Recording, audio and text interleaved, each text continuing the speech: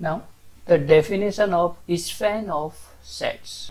We know the linear combination. अब हमें linear combination पता है. Linear combination of vectors u1, u2, u3 and so on un क्या होगा? a1 u1 plus a2 u2 and so on an un. This is the linear combination of u1, u2 and so on un. अब ये scalar है, ai scalar है, ठीक है, और ui क्या है? वेक्टर्स है. तो स्केलर मल्टीप्लिकेशन एंड एडिशन, ये जो है ये ऑलवेज v का ही एलिमेंट होगा. इट मीन सपोज ये कोई v होगा, स्मॉल v. सो अब यहाँ पे this v is known as the linear combination of u1, u2 and so on un. Then we know what is the linear combination of vectors. Now if we take all the possible combination of this u1, u2 and so on un, then this form a set which is called span of set S. The definition of span of set S: let V be a vector space over a field F and S be a non-empty subset of B. Of course first जो definition होगी span of set S के लिए, पहले तो हमें linear combination की definition आनी चाहिए.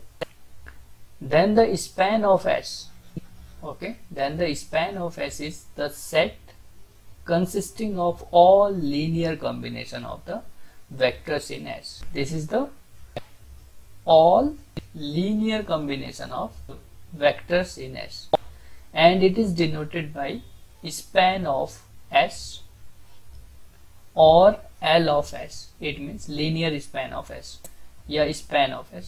इन दोनों से हम डिनोट कर सकते हैं. That is, span of S is nothing but the collection of all linear combination of vectors of S. किसी नॉन एम्प्टी सबसेट का अगर लीनियर स्पैन आपको लिखना है या स्पैन लिखना है, so just write the all possible linear combination of vectors of S. For our convenience, we are defining here the span of empty set is 0.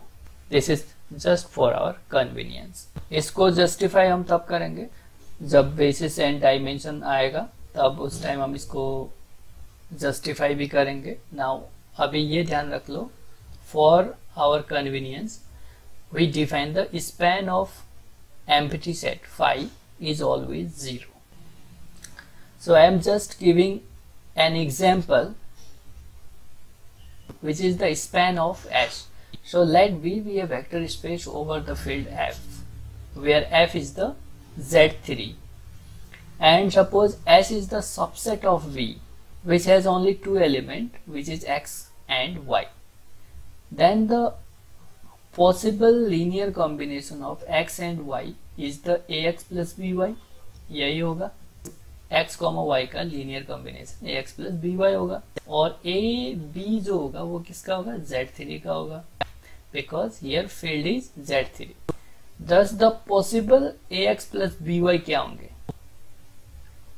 वो जो भी होंगे उन सब का कलेक्शन अगर हम ले ले तो वो कलेक्शन जो बनाएगा वो बनाएगा स्पैन ऑफ S. ठीक है, ax plus by where a comma b belongs to Z3. Okay, this is the span of S, और इसको आप डिनोट कर सकते हो linear span of S, LS. जो भी सेट होगा हम यहाँ लिखेंगे आगे L, या span of S. Let's see, we have Z3 में कितने एलिमेंट है? 0, 1 एंड 2 ओनली. सो 0, 1 और 2 से बनने वाले जितने भी लीनियर कॉम्बिनेशन है x एंड y का, वो सब हमने लिख लिया. तो ये आ गए 0x, actually 1x plus 0y है, या 2x प्लस 0y, इस तरीके से 0x plus 1y, 0x plus 2y, इस तरीके से हम ये सारे एलिमेंट लिख लिए और इसका एक कलेक्शन बना लिया. This gives us the span of S. तो ये होता है span of S. Suppose S be the subset of V having the n vectors x1, x2 and so on xn, where V is a vector space over the field F. Then the span of S is the a1 x1 plus a2 x2 plus and so on plus an xn, where ai belongs to the field, and it can be written as summation I varies from 1 to n ai xi, where ai belongs to field F. This is nothing but the collection of all linear combination of vectors of S. So theorem 1.5, S be the subset of V. Okay, S be the subset of V. It implies span of S is the subspace of V. कोई भी subset है S V का, then the span of S is the always subspace of V. So हमें ये show करना है span of S is the subspace of V. So we have to show here three conditions: zero vector, vector addition and scalar multiplication. और span of S में कैसे element आते हैं we already see here. And then इसी theorem में moreover, if S is containing in W, कोई set है S which is contained in W, where W is the subspace of V, then the span of S is again contained in W. तो ये तो बहुत easily हो जाएगा. एक कोई एलिमेंट ले लेंगे हम, किसका, स्पैन ऑफ S का, वो दिखा देंगे W में, provided S is the subset of W. Easily हो जाएगा ये तो, और ये भी इजीली हो ही जाएगा क्योंकि जस्ट हमें क्या दिखाना है, सब स्पेस ही दिखाना है. सो सब स्पेस की तीन प्रॉपर्टी वी नो जस्ट उसी के थ्रू. तो अब यहाँ पे एक्चुअली S जो है, यहाँ पे देखो S जो है हमारा कैसे गिवन है, सबसेट ऑफ V है, तो S जो है एम्प्टी सबसेट भी हो सकता है, ठीक है, और नॉन एम्प्टी भी हो सकता है. तो फर्स्ट एम्प्टी के लिए proof. Let S be a subset of V. If S is a empty set, then span of S is equal to span of phi, which is 0. We already defined here. So 0 is itself a vector space, which is called a zero space or null space. So we are done. If S is non-empty, then it means there exists some vector in S. So 0 z is equal to 0. Okay, this 0 is the zero vector, so this 0 is the scalar and z is S. So linear combination of this z, or suppose else other element भी अगर होंगे तब भी, the linear combination of all elements of S is 0. Or we can say here this 0 is the linear combination of all elements of S. If 0 is the linear combination of all elements of S, then this 0 belongs to span of S. So 0 vector belongs to span of S. Now next two property of the subspace. So we are taking two vectors in the span of S. X comma y belongs to span of S. Then there exist x1, x2 and so on xm, and y1, y2 and so on yn belongs to S, and the scalars a1, a2, am, b1, b2, bn, such that x can be expressed as like this and y can be expressed as like this. क्योंकि x और y किसका ले रहे हैं, span का ले रहे हैं, और S क्या है, नॉन एम्प्टी है, तो उसके अंदर कोई ना कोई एलिमेंट होंगे, कोई भी वेक्टर्स जो होंगे इस टाइप के S में होंगे, और उनका लीनियर कॉम्बिनेशन x और y जो होगा वो स्पैन ऑफ S में होगा. नाउ इसका एडिशन क्या आएगा, ये आएगा. So this is the again the linear combination of xi and yi. So this is the linear combination of xi and yi. So x plus y belongs to span of S, because x plus y is the linear combination of xi's and yi's, which are the vectors of S. So we are done. First we are done. Now next, for the scalar multiplication, just we are taking C belongs to F, okay, and X belongs to of course span of S. अगर X तो span of S में है तो X already हमने यहाँ ऊपर define कर दिया है. X कैसा होगा a1 x1 plus a2 x2 and so on am xm type का. सो C इंटू एक्स जो आएगा इस टाइप से आएगा. अब स्केलर मल्टीप्लिकेशन हम इंट्रोड्यूस कर देंगे. सो C1 a1 by the property of the vector space, by the property of the vector space like associative. a1 x1 को हम लिख देंगे C a1 x1 को हम लिख देंगे C a1 x1. ठीक है, तो ये आपने लिख दिया. सिमिलरली x2 के लिए और xm का कोफिशिएंट. सो इसको नया नाम दे दो C1 और इसको C2 बोल दो और इसको Cm, because product of two scalars is scalar, क्योंकि वो फील्ड है अपने आप में, तो ये फील्ड के ही एलिमेंट है, तो वो ये फील्ड का ही एलिमेंट आएगा, स्केलर आएगा. We can see here this Cx is the linear combination of x1, x2 and so on, xm, which are the vectors of S. So Cx is belongs to span of S. So second we are done. So by the subspace test, span of S is the subspace of V. Moreover, अब हमें क्या लेना है, अब क्या दिखाना है, span of S जो होगा वो W का सबसेट होगा. So just we are taking the z belongs to span of S और z कैसा होगा इस फॉर्मेट का. ठीक है, where z1 z2 zk they all are taken from the S.